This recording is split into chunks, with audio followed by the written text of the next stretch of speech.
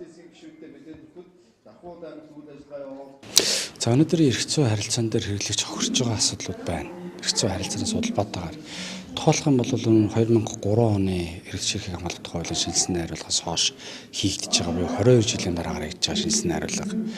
Тэр үе цахим худалдаа гэж байсангүй. Одоо цахим худалдаатай холбоотой асуудал төр бол иргэний хохирлыг хэрхэн барагдуулах вэ гэдэг дээр бол аливаа шийдэл бол байхгүй явчихна. Хоёрдугаар алсын зан худалдаатай холбоотой асуудлууд өндөгдөж байна. За дээрээс нь хялбаршуулсан журмаар хэрэглэгчийн гомдлыг хохирлыг барагдуулахтай холбоотой харилцаа мөн тусгайтаагүй. Тухайлх юм бол 50,000 төгрөгөөр хохирж байгаа хэрэглэгч тухайн хохирлоо нөхөн төлөвлөхийн тулд багадаа 500-аас 1 сая төгрөгийн үнэлгээтэй өмгөөлөгч авч шүүхийн процесс руу орж иж гомдлоо шийдвэрлэх болж байна. Тэгэхээр 50,000 төгрөгийн хохирд дээр 1 сая төгрөгийн мөнгө гаргаад шүүхэр явдаг нэг ч хүн байхгүй шүү дээ. Энэ чинь шууд хасгаар орж байгаа. Тэгэхээр бидний хувьд бол эрх зүйн харилцааг маш ойлгомжтой болгох. Тодорхой мөнгөн дүнгуудын хүрээнд бол тухайн одоо хохирол учруулж байгаа байгууллага хэрэглэгчийн гомдол хохирлыг шууд барагдуулдаг юм хялбаршуулсан системийг бий болгох хэрэгтэй гэж бид нар харж байгаа. Нөгөө талдаа бол төрийн үйлчлэгээ холбоотой асуудал байна. Нийгмийн даатгалын шимтгэл бид нар төрж байгаа өнөөдөр эрүүл мэндийн даатгал болж байна. Бид нар энийгээ зүгээр л төртэйгөө харьцаж байгаа харилцаа л гэж ойлгоод эсвэл зайлшгүй хийх ёстой албан журмын даатгал гэдэг утгаар хараад байдаг. Гэтэл төрөөс үзүүлж байгаа үйлчлэгээнд энэ ордог. Жишээлбэл би ягаад нийгмийн даатгалын шимтгэл төснөр эргээд төрөөс үйлчлэгийг авч чадахгүй байна. Ажил хөдлийн тэтгэмж тэ группт орох одоо илүү зөндөл асуудлууд үүсдэг те эрүүл мэндийн даатгал төлөөд насаараа туссан мөртлөө эмнэлэгт очиод нэг удаагийн эмчилгээ авахд ор байхгүй эсвэл эм тариа тасарсан учраас та мөнгөөрөө эмээ авчир гэдэг ч юм те. Тэгэхээр энэ төрийн үйлчилгээнээс улбаатаагаар хэрэглэгчийн хохирол бас үүсэж байгаа. Тэгэхээр өрсөлдөөний тухай хууль аж ахуйн нэгжүүдтэй харилцаа аж ахуйн нэгжүүд иргэдийг хэрхэн хэрэглэгчийг хэрхэн хохироож байгаа эрх зүйн орчны заалтыг яаж оруулж байгаатай холбоотой асуудал. Дампуурлын тухай хууль, стандартын асуудлууд, иргэний хууль. Ингээд маш олон хуулийн харилцаатай холбоотой асуудал төр хэрэглэгчийн хамгаалалт хуулийг бид нар хэрхэн нийцүүлэх вэ?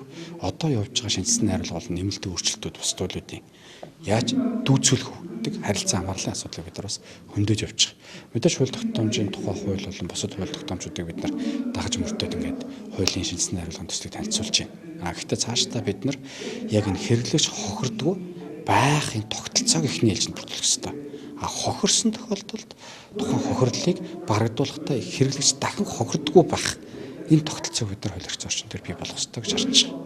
Түүний төлөө шинжилсэн найруулга иргэдээсээ санал аваад явж байгаа. Хэрэглэгчийн эрхийг хамгаалах тухай хуулийн шинжилсэн найруулгын ажлын хэсэг бол Улсын хурлын даргын 2024 оны 9 сарын 5-ны өдрийн 86 дугаар захирамжаар байгуулагдсан.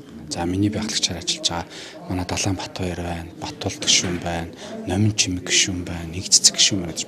Ингээд Улсын хурлын 7 гишүүн ажил хэсэгт орсон ба.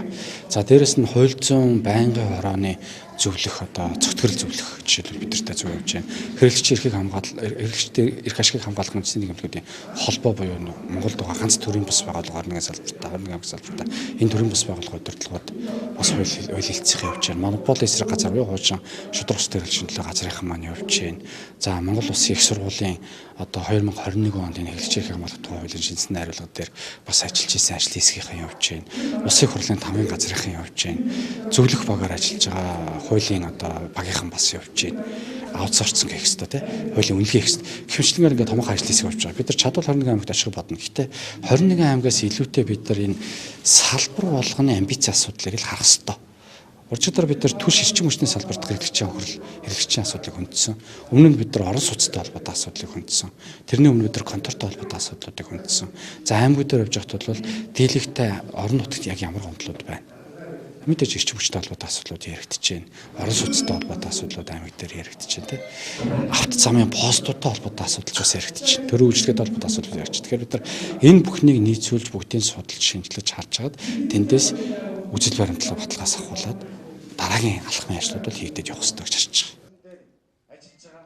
Тэгэхээр бид нар дампуурлын тухай хуультай хэрэглэгчийн хууль